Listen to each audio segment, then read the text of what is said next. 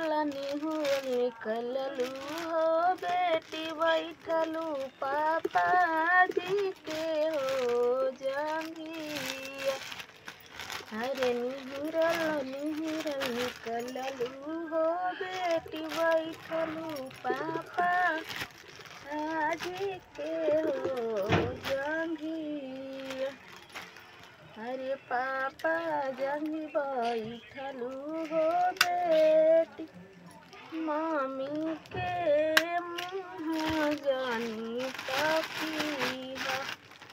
अरे पापा जंगे बैठलू हो बेटी मम्मी के मुँह जानी तकिया।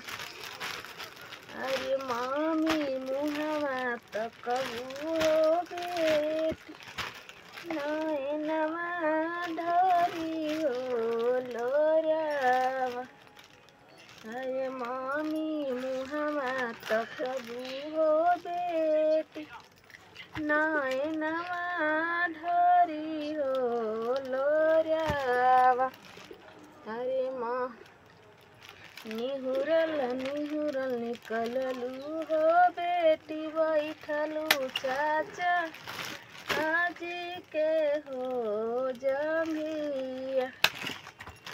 अरे चाचा जंग बैठलू हो बेटी चाची के मुँह जानी तकिया। अरे चाचा जंग बैठलू हो बेटी चाची के मुँह जानी तकिया। अरे चाची मुहवा तकबू हो बेटी नैनवा ढरी हो लोरावा।